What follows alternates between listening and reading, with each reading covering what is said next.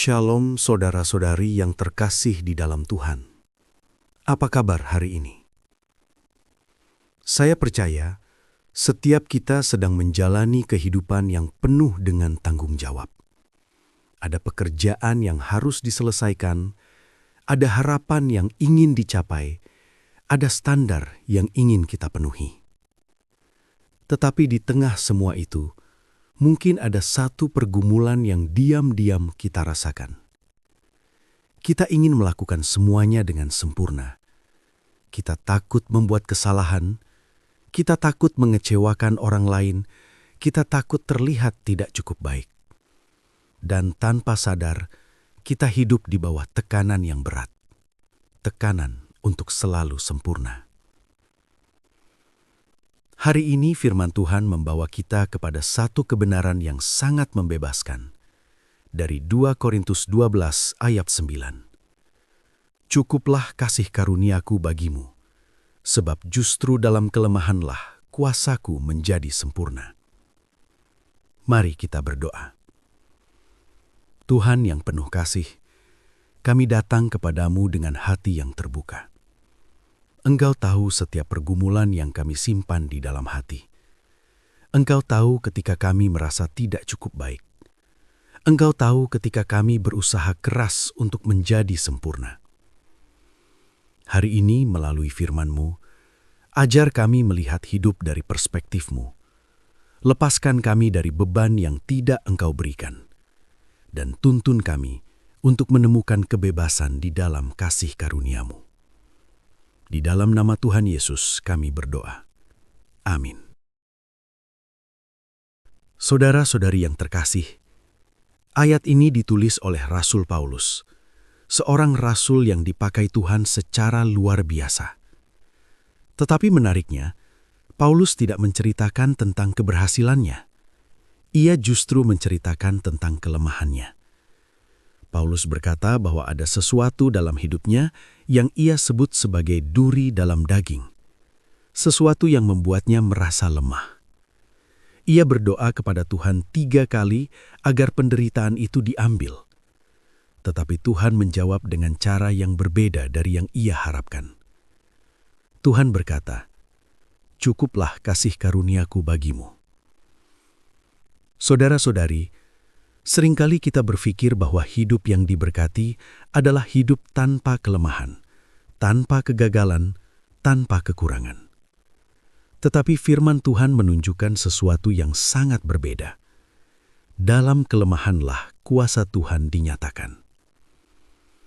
Perfeksionisme sering membuat kita berpikir bahwa kita harus selalu kuat, selalu berhasil, selalu terlihat baik. Namun, Injil memberitahu kita bahwa kita tidak perlu berpura-pura kuat. Injil memberitahu kita bahwa kita lebih berdosa dan lebih rapuh daripada yang kita sadari. Tetapi pada saat yang sama, kita lebih dikasihi di dalam Kristus daripada yang pernah kita bayangkan. Inilah kabar baik Injil. Kita tidak perlu menjadi sempurna untuk datang kepada Tuhan. Justru ketika kita menyadari kelemahan kita membuka ruang bagi kuasa Tuhan bekerja. Perhatikan kalimat Tuhan kepada Paulus. Dalam kelemahanlah kuasaku menjadi sempurna. Artinya kuasa Tuhan paling terlihat bukan ketika manusia tampak hebat. Kuasa Tuhan paling terlihat ketika manusia menyadari bahwa ia membutuhkan Tuhan. Tuhan tidak menunggu kita menjadi sempurna untuk mengasihi kita. Ia mengasihi kita justru di tengah ketidaksempurnaan kita. Saudara-saudari yang terkasih, perfeksionisme sering membuat kita fokus pada diri kita sendiri. Apakah saya cukup baik? Apakah saya cukup berhasil? Apakah saya cukup sempurna? Tetapi Injil mengalihkan fokus kita kepada Kristus. Keselamatan kita tidak bergantung pada kesempurnaan kita. Keselamatan kita bergantung pada kesempurnaan Kristus. Di atas salib, Yesus melakukan apa yang tidak bisa kita lakukan. Ia hidup tanpa dosa, ia taat dengan sempurna. Ia memberikan hidupnya bagi kita. Karena itu, identitas kita tidak lagi ditentukan oleh kegagalan kita.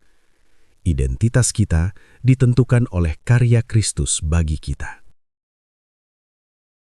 Saudara-saudari yang terkasih, cara mengatasi perfeksionisme bukan dengan berusaha menjadi lebih sempurna. Cara mengatasinya adalah dengan belajar hidup dalam kasih karunia. Kasih karunia berarti Tuhan mengasihi kita bukan karena kita sempurna. Tuhan mengasihi kita karena Kristus telah menebus kita. Ketika kita memahami ini, kita tidak lagi hidup untuk membuktikan nilai diri kita. Kita hidup untuk merespon kasih Kristus. Dan disitulah kita menemukan kebebasan yang sejati. Mari kita berdoa. Tuhan Yesus yang penuh kasih, terima kasih karena Engkau mengenal kelemahan kami. Engkau tahu bahwa seringkali kami mencoba menjadi sempurna dengan kekuatan kami sendiri. Ampuni kami ketika kami hidup di bawah tekanan yang Engkau tidak pernah berikan. Ampuni kami ketika kami lupa bahwa kasih karunia-Mu sudah cukup bagi kami. Hari ini kami menyerahkan kelemahan kami kepadamu. Ajarlah kami hidup dalam kasih karunia-Mu. Ajarlah kami memandang hidup kami di dalam terang karya salib-Mu. Biarlah hidup kami tidak lagi berpusat pada usaha kami untuk menjadi sempurna, tetapi berpusat pada Kristus yang telah menyempurnakan keselamatan kami. Di dalam nama Tuhan Yesus kami berdoa. Amin.